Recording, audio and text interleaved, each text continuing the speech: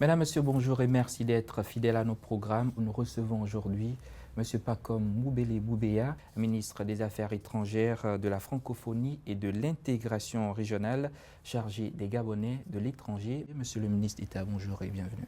Bonjour. Monsieur le ministre d'État, vous êtes le nouveau visage de la diplomatie gabonaise. La première question est de savoir comment est-ce que vous avez accueilli cette nouvelle fonction? Nous sommes dans un ministère régalien, un ministère où nous sommes le visage du Gabon sur l'international, le visage du Gabon sur l'étranger, le visage du Gabon également pour défendre et présenter les points de vue du Gabon, les points de vue du chef de l'État. Alors, la diplomatie gabonaise est très active depuis ce second septennat du président Ali Bongo Ondimba, de Lomé pour le sommet de la sécurité maritime, Marrakech pour la COP22, Antananarivo pour le sommet de la francophonie et bientôt Pékin où le président de la République est attendu. Qu'est-ce que les Gabonais peuvent attendre effectivement de cette visite d'État en Chine? Toutes les questions inscrites donc à l'ordre du jour de toutes ces rencontres, de tous ces sommets, porte principalement sur la sécurité. Parce que voyez-vous, la sécurité est un impératif pour le développement dans le monde. Le monde qui actuellement fait face à plusieurs crises sécuritaires. Il y a la crise terroriste principalement, qu'il faut entourer, qu'il faut prévenir également, et aucun pays seul ne peut agir véritablement. Donc il faut une conjonction, une convergence de points de vue, d'action de l'ensemble du monde, de la communauté internationale pour lutter contre ce phénomène qui devient de plus en plus destructeur. Vous-même, vous disiez tout à l'heure que la diplomatie gabonaise est très agissante en ce moment. Effectivement, nous avons été à Marrakech très actifs en tant que pays pour faire avancer toutes les questions relatives donc au climat, à la protection de l'environnement. Nous avons été à Lomé pour discuter des questions de sécurité maritime. Nous avons également participé au sommet Afrique monde arabe. Là, nous revenons de Madagascar. Il faut reconnaître donc par cette participation le dynamisme de notre pays qui a pu faire adopter par l'OIF et ses instances, son instance la plus élevée, donc la mise en place d'une entité spécialement destinée à la promotion genre, homme-femme. C'est normal parce que pour ce qui concerne le Gabon, évidemment, le président de la République, pour ce qui nous concerne, nous avons déjà mis en place la décennie de la femme. Il faut dire également que sur les 7 institutions constitutionnelles que compte le Gabon, il y a 4 femmes. Et cette initiative a été bien encouragée par l'ensemble des pays donc membres de l'OIF. Monsieur le ministre, on va revenir un peu sur la question, l'objectif de la visite d'État du chef de l'exécutif gabonais à Pékin, parce que nous savons qu'il est très attendu. Il faut rappeler, pour mémoire, que la République gabonaise et la Chine entretiennent des rapports amicaux, plus qu'amicaux, même fraternels, depuis plus de 40 ans. C'est la première visite d'État, d'ailleurs, qu'effectue le président de la République après sa réélection à la tête du Gabon. Cela montre effectivement l'attachement, comme je disais, de la Chine avec le Gabon, et cela montre également donc la volonté de ces deux pays d'aller encore plus en avant dans les rapports qu'ils ont au niveau culturel, au niveau économique. Donc c'est une visite qui est très attendue par la partie gabonaise comme par la partie chinoise également. Dans le contexte économique actuel, est-ce que la Chine peut être un partenaire accélérateur du plan stratégique Gabon émergent?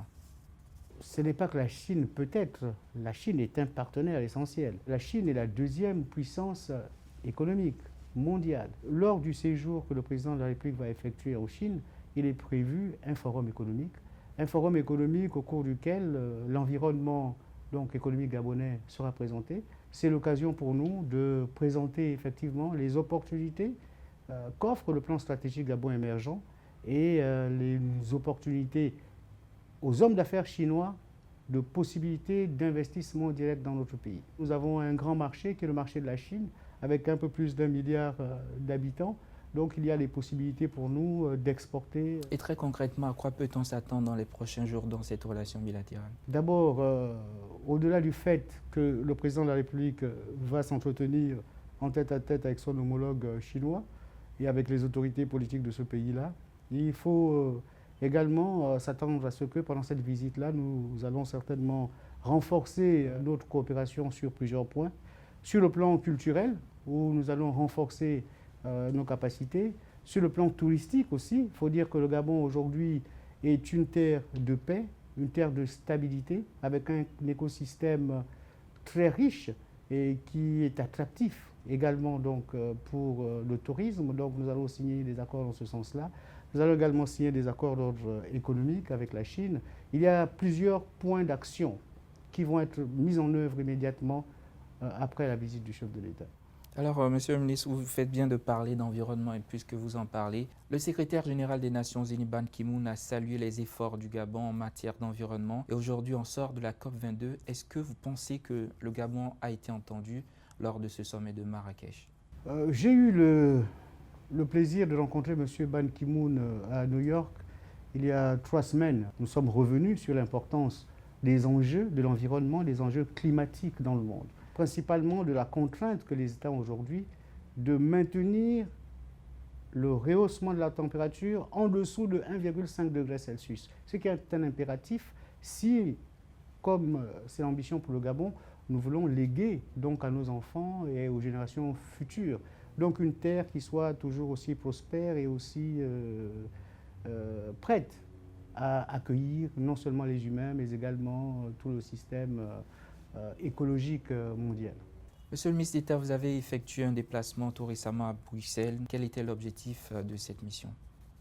Je me suis effectivement rendu à Bruxelles il y a une dizaine de jours, donc à la demande du président de la République, pour prendre part donc, à une initiative donc, de l'Union européenne qui organisait une rencontre qui concernait les donateurs, les pays donateurs donc, pour le soutien à la République centrafricaine. Cette réunion, d'après la présentation qui a été faite par les autorités donc, de ce pays-là, demande un financement de l'ordre de près de 2 milliards de dollars américains.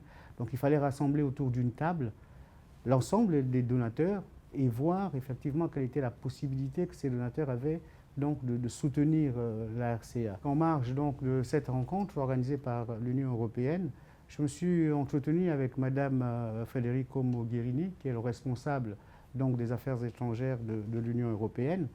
Et à cette occasion-là, nous avons évoqué non seulement les élections au Gabon, qui sont tenues il n'y a pas longtemps, mais nous avons également évoqué la question donc, de la mission d'observation de l'Union européenne.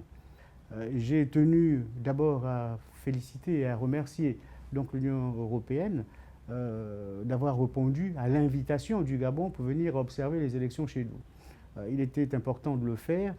Je voudrais rappeler que pour cette élection, le Gabon a accueilli un peu plus de 1200 observateurs et que parmi ces 1200 observateurs, nous avons reçu une mission européenne d'une 60aine de personnes qui sont venues prendre part donc, à cette mission d'observation. J'ai également informé Mme Mogherini que les élections ayant été terminées, puisque la plus haute juridiction gabonaise en matière d'élections a proclamé les résultats, le président Ali Bongo Ondimba a été réélu, les institutions sont en place, un gouvernement a été nommé par le président de la République, gouvernement conduit par M. Emmanuel Issoze Ngondé. Et comme l'avait promis le président de la République avant, pendant et juste après son élection, il a demandé au Premier ministre d'entamer donc un dialogue politique avec toutes les forces vives de la nation. C'est ce dialogue-là qu'a entamé d'ailleurs déjà le Premier ministre.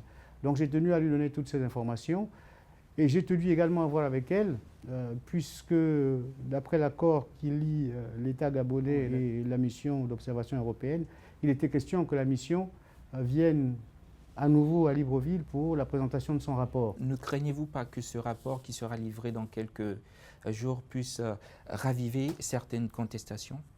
Il faut dire que tous les observateurs qui ont pris part à l'élection présidentielle ont produit un rapport. Ces rapports ont ceci d'important, c'est qu'ils formulent des recommandations donc, à l'État gabonais. En invitant les observateurs donc, à prendre part aux élections, ce que le chef de l'État gabonais voulait, c'était non seulement qu'on ait un œil différents sur les processus, mais surtout qu'au sortir de ces élections-là, nous ayons des partenaires qui puissent nous faire des propositions pour l'amélioration du système. Mais selon certains observateurs, encore certaines indiscrétions, ce rapport vient discréditer le nouveau chef de l'exécutif gabonais, ou encore vient remettre en cause cette élection d'Ali Bongo Ondimba. Monsieur le chef de la diplomatie gabonaise, qu'est-ce que vous pouvez dire sur cette question? Aujourd'hui, l'élection est terminée. Le Gabon est dans son fonctionnement régulier. Le simple rapport de quelque institution que ce soit ne peut pas remettre en cause l'élection du président de la République. Et nous sommes aujourd'hui engagés dans le dialogue politique. À ceux qui pensent que ce rapport est un rapport qui va être à charge, je voudrais simplement rappeler qu'au terme des élections, de l'élection présidentielle, la mission d'observation européenne avait déjà fait un pré-rapport. Et ce pré-rapport-là faisait ressortir de façon globale la satisfaction de la mission d'observation européenne sur le déroulement donc, de l'élection au Gabon, mais faisait également ressortir quelques zones d'ombre. Et je crois que c'est dans le cadre de la mise en lumière de ces zones d'ombre-là que la mission d'observation européenne va certainement nous faire des recommandations. Pour ce qui nous concerne, nous attendons donc cette mission avec plaisir, tout en rappelant que c'est le Gabon qui avait invité l'Union européenne. Donc, ce n'est pas l'Union européenne elle-même qui s'était autoproclamée observateur de l'élection gabonaise. Voilà, nous sommes pratiquement à la fin de cet entretien. Monsieur Pacome Moubele Boubéa, je rappelle que vous êtes ministre des Affaires étrangères et de la francophonie et de l'intégration régionale chargé des Gabonais de l'étranger. Merci d'avoir accepté notre invitation. C'est moi qui vous remercie. Voilà, ainsi se referme cet entretien. Merci d'avoir été des nôtres. L'actualité continue chez nous.